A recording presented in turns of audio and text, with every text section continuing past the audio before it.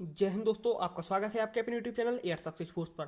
So friends, आज बात करने वाले हैं इंडियन एयरफोर्स ग्रुप बाई की एलिजिबिलिटी क्राइटेरिया के बारे में, जहां पर आपको एजुकेशन क्वालिफिकेशन, आपकी हाइट, आपकी एज के बारे में बताया जाएगा। कितनी आपको एजुकेशन क्वालिफिकेशन चाहिए, कितनी आपकी हाइट चाहिए, कितनी आपकी उम्र चाहिए, यानी कि एज चाहिए आपकी। तो यहाँ पर देखिए, जो एक कन्फ्यूजन बना रहता है कि सब्जेक्ट का बाउंडेशन, किस सब्जेक्ट का बाउंडेशन होता है आपके ग्रुप बाई के लिए। उसके बाद बात करते हैं हम आपकी हाइट के बारे में, जो यहाँ पर आम लोग सभी ये बोलते हैं कि अगर आप फौज में जाएंगे तो आपकी हाइट 6 फीट तक होनी चाहिए। तो यहाँ पर इसका भी कन्फ्यूजन आपका दूर किया जाएगा कि आपकी हाइट कितनी चाहिए ग्रुप बाई के लिए। और उसके बाद आपकी बात करेंगे हम एज के बारे में। तो एज का भी जो थोड़ा कन्फ्यूजन रहता है कि 17 से 21 होती है या फिर आपकी 16 से 20 होती है, यहाँ पर ये भी आपका कन्फ्यूजन दूर किया जाएगा। तो चलना पड़ेगा आपको इंडियन एयरफोर्स की ऑफिशियल जो नोटिफिकेशन पिछली बार जो आपका आया था एडवर्टाइजमेंट, उसी के ऊपर, क्योंकि वो भले ही पुराना है पर उसमें जो आपकी एजुकेशन क्वालिफिकेशन है वो तो आपकी अगले के लिए सेम ही रहेगी। आपका हाइट का जो मेजरमेंट है वो भी सेम रहेगा, और आपकी जो अपर और लोअर एज लिमिट होती है वो भी आपका सेम ही रहता है। तो इसके लिए चलना पड़ेगा इंडियन एयरफोर्स की ऑफिशियल नोटिफिकेशन के ऊपर। तो देखिए दोस्तों, हम लोग आ चुके हैं इंडियन एयरफोर्स के ऑफिशियल नोटिफिकेशन के ऊपर। ये आपका एयरफोर्स का ऑफिशियल नोटिफिकेशन है। तो वीडियो स्टार्ट करने से पहले अगर आपने अभी तक, आपसे रिक्वेस्ट करना चाहूँगा कि अभी तक आपने अगर चैनल को सब्सक्राइब नहीं किया तो एक बार चैनल को सब्सक्राइब जरूर कर लें, जिससे जब भी कोई नई वीडियो है तो उसकी नोटिफिकेशन आपको सबसे पहले मिल सके। तो आइए फ्रेंड्स, बात करते हैं सबसे पहले आपकी हाइट के बारे में। तो एक बात मैं पहले क्लियर कर दूं कि चाहे आप ग्रुप एक्स के लिए एलिजिबल हो, चाहे आप ग्रुप बाई के लिए एलिजिबल होते हैं, तो ये आपकी दोनों सेम होती हैं। यहाँ पर सिर्फ इतना फर्क होता है कि आपको समझाने कि अगर आप ग्रुप एक्स के लिए जाएंगे तो ये आपकी एक टेक्निकल ट्रेड होती है। ग्रुप एक्स में आपकी टेक्निकल ट्रेड होती है। उसके बाद ग्रुप बाई में अगर आप अपना फॉर्म अप्लाई करते हैं, आपका सिलेक्शन होता है, तो ये आपकी नॉन टेक्निकल ट्रेड होती है। यहाँ पर कुछ लोग ये बोलते हैं कि ग्रुप एक्स बड़ा होता है ग्रुप बाई छोटा, तो ऐसा कुछ नहीं है। आप कि चाहे ग्रुप एक्स में जाएंगे चाहे ग्रुप बाई में जाएंगे, तो आप यहाँ पर भी जाकर एक एयरमैन ही बनेंगे। जाके एयरमैन यहाँ पर भी बनना है, एयरमैन आपको यहाँ पर भी बनना है।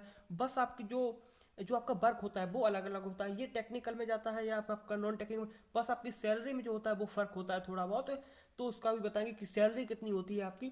वो भी आपका जितना भी कन्फ्यूजन है कितनी कम होती है कितनी ज़्यादा होती है वो भी आपको बताएं। लेकिन आप ये कन्फ्यूजन में मत रहें कि सिर्फ अगर हम ग्रुप एक्स के पीछे हैं और अगर आपको पढ़ने में ग्रुप बाई में ज़्यादा मन है तो आप ग्रुप बाई के लिए एलिजिबल हो। ये नहीं कि आप ग्रुप एक्स के चक्कर में पड़े रहें और आपका सिलेक्शन ना हो पाए। ये दोनों बिल्कुल सेम होती है। बहुत से स्टूडेंट को मैंने बात करते सुना कि भाई ग्रुप एक्स बड़ा होता है, यहाँ पर सैलरी ज़्यादा मिलती है। ये आप बिल्कुल कन्फ्यूज मत हो कि ये भाई ग्रुप एक्स हो चाहे ग्रुप बाई हो, बिल्कुल सेम वर्क। वर्क आपका अलग अलग है, दोनों हैं तो एयरमैन ही आपकी। आपने देखो, हमेशा एक साथ नोटिफिकेशन जारी होता है, एक साथ एग्जाम होता है, और दोनों में आपको मौका मिल सकता है। चाहे आप बोथ के लिए एलिजिबल हो सकते हैं, ग्रुप एक्स एंड वाई के लिए। तो आप यहाँ पर परेशान ना हो कि ग्रुप एक्स बड़ा होता है कि ग्रुप बाई बड़ा होता है, दोनों सेम ही होती है, बस आपका वर्क अलग अलग होता है। देखिए, अगर हम बात करते हैं आपकी हाइट के बारे में, तो ग्रुप एक्स के लिए हाइट, ग्रुप बाई के लिए, देखिए यहाँ पर आपको बिल्कुल सेम आपको देखने को मिलता है कि वही ग्रुप एक्स के लिए हाइट है वही ग्रुप बाई के लिए हाइट है। तो ऐसा होता है कि बिल्कुल जब सेम है तो आपका बिल्कुल सेम ही रहता है। तो इनका जो मेडिकल स्टैंडर्ड होता है वो बिल्कुल सेम ही रहता है। कि यहाँ पर अगर हाइट की बात करें तो आपकी 152.5 सेंटीमीटर।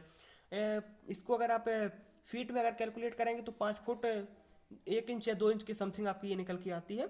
तो 5 फीट 2 इंच की समथिंग ये आपकी निकल के आएगी। फिर इसको आप कैलकुलेट कर लें, अगर आपकी इतनी हाइट है, इसको अगर सेंटीमीटर में आप देखें तो 152.5 सेंटीमीटर आपकी हाइट चाहिए। ऐसा यहाँ पर कुछ नहीं कि आर्मी की, जैसे आप अगर आर्मी में जाते हैं तो वहाँ पर आपको 170 सेंटीमीटर की अब जरूरत पड़ती है, या आप पुलिस के लिए एलिजिबल होते हैं तो इतनी हाइट की जरूरत है। आप एयरफोर्स और नेवी की यही बात एक अच्छी है कि एयरफोर्स में जाएंगे चाहे आप नेवी में जाएंगे, चाहे आप अगर कोस्ट गार्ड की बात कर लें, तो यहाँ पर जो हाइट का होता है इतना कोई बड़ा इशू नहीं दिया गया कि हाइट आपकी 6 फीट होगी तभी आप सिलेक्ट हो पाएंगे।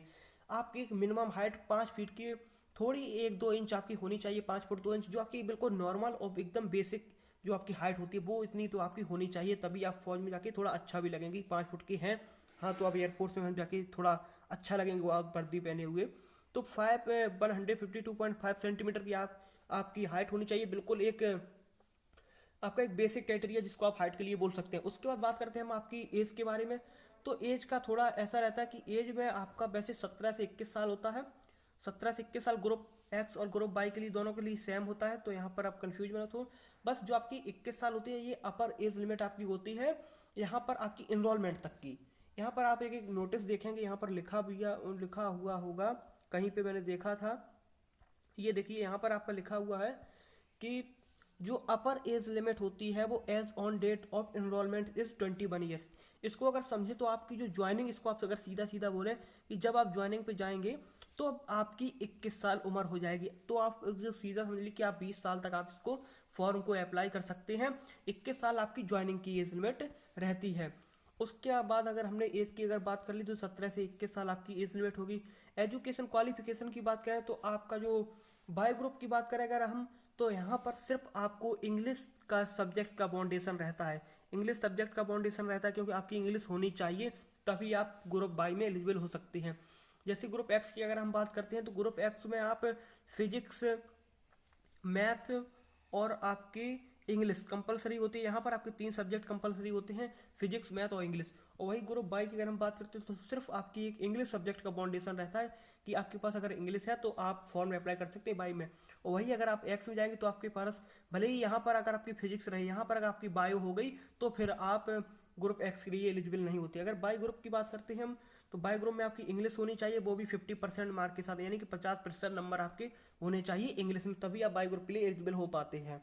तो यहाँ पर आपकी इंग्लिश का जो कन्फ्यूजन है वो अब बाई ग्रुप की एजुकेशन क्वालिफिकेशन में आपको 10+2 होना चाहिए। एक बात और समझ लीजिए, यानी कि 10th और 12th आपकी होनी चाहिए इंग्लिश के साथ में, तभी आप बाई ग्रुप के लिए एलिजिबल हो पाते हैं।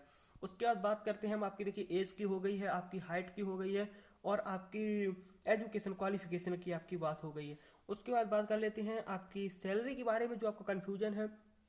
तो यहाँ पर आप देख लीजिए, सैलरी के बारे में थोड़ा समझ लीजिए। जो आपका सैलरी होती है वो आपकी बेसिक पे होती है 14,600 रुपये।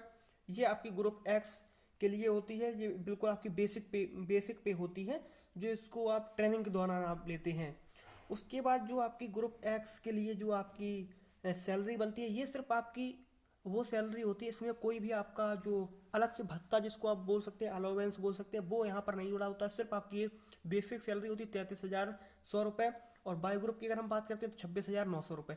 ये आपकी बेसिक पे होती है। फिर उसमें आपके प्लस होते हैं, जो अलाउंस होते हैं, जो आपके भत्ते होते हैं, वो आपके बाद में प्लस होते हैं। फिर आपकी जितनी भी सैलरी बनती है वो फिर आप जिस हिसाब से भत्ते जोड़ते हैं उस हिसाब से आपका सैलरी बनता है। निकल यहाँ पर आप अंतर देख सकते हैं, तो 4, 3, 7 हज़ार का आपका समथिंग अंतर रहता है।